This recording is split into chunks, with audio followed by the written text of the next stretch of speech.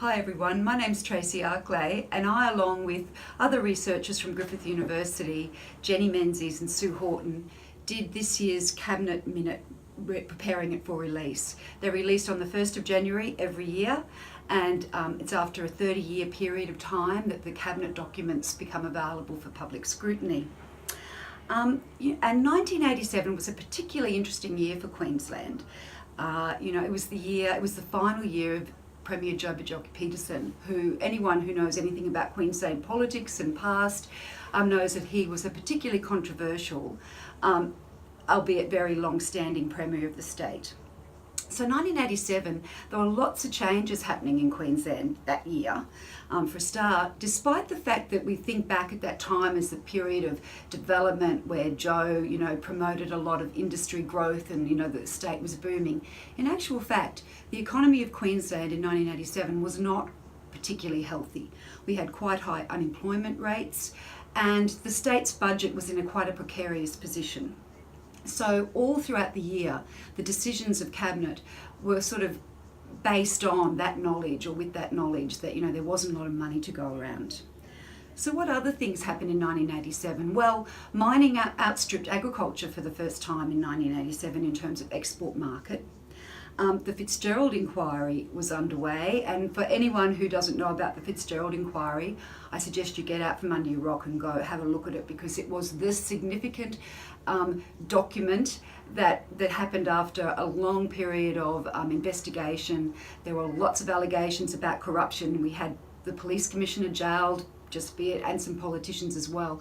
So the Fitzgerald Inquiry really began the whole process of transforming Queensland into a more modern day, accountable and transparent state.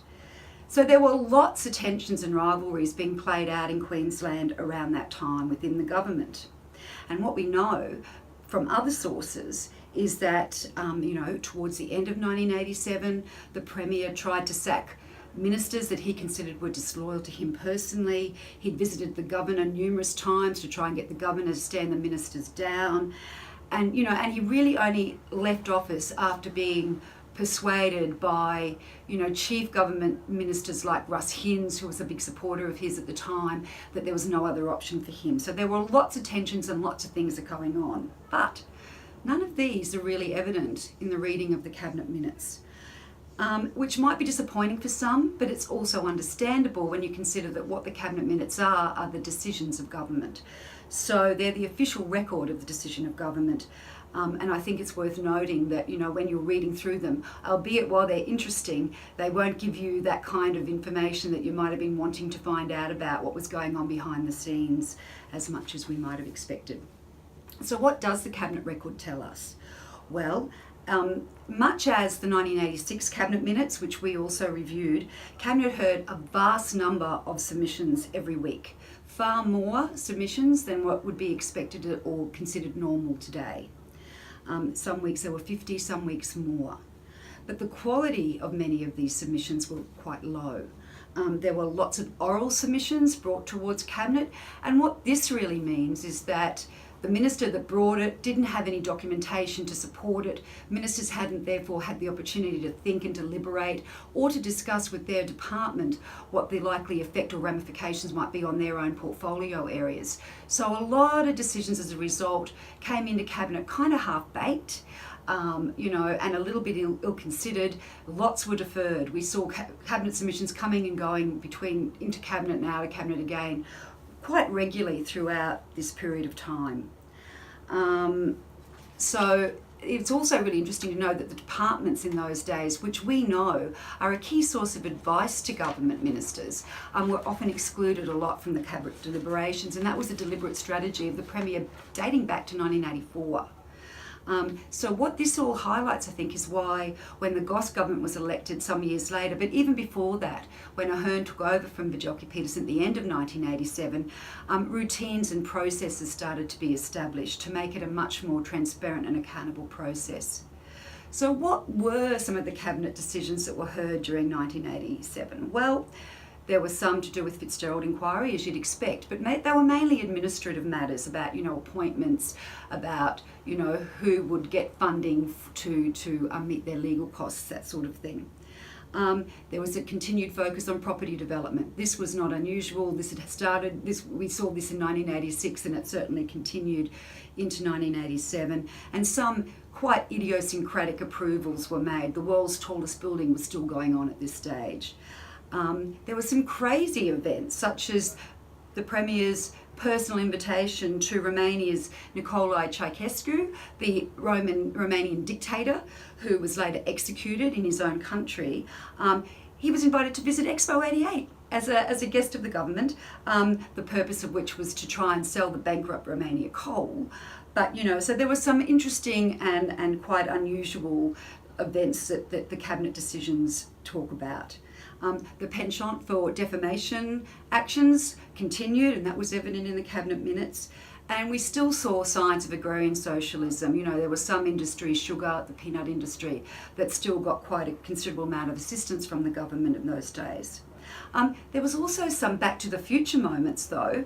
The decision was brought to Cabinet to conduct a feasibility study into the development of a Cape York spaceport. That was one of the more interesting ones. And some of the tensions that we still see today, but were particularly evident during the Bjelke-Petersen time, that conflict and tension between the Commonwealth and the states was particularly evident over issues to do with the environment, the Great Barrier Reef. There was feuding about the Commonwealth and state in relation to AIDS, which in 1987, remember, was at its peak. And this terrible disease that was ravaging many sectors of the world.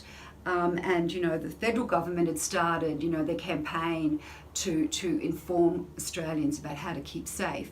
In Queensland, the Queensland government's response was to get the police to raid, for example, as one response, to raid university campuses and rip out condom vending machines. So there are these sorts of things that were being played out at the time.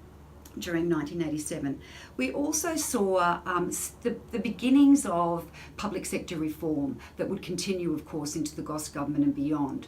But the Savage reports were handed down, and here we saw the beginnings of things like appointment and selection on the basis of merit, for example. Now, the very last cabinet meeting that Bjelke-Petersen attended was on the 30th of November, the day before he resigned from office. And just to give you an example of what I said before about there was no real hint of the tensions that were happening outside the cabinet room. His last submission was a submission about what to do with surplus Olympic funds after the failed Queensland Olympic bid. So that was his very last submission to Parliament, not a sort of a very, a memorable way to end your career, I wouldn't have thought. The very next meeting on the 7th of December was chaired by the incoming Premier, Micah Hearn. And already, although it was very early days, we could already see a change in direction of how Cabinet was going to be run and how government was going to be run. In that meeting, the Budget Review Committee was established, which suggests, I think, a more deliberate and considered attempt by the new Premier on how decisions relating to the economy and investment were going to be made. I hope you enjoy this. I hope you enjoy reading through the minutes. They are a fascinating account of Queensland's history. Thanks for your time.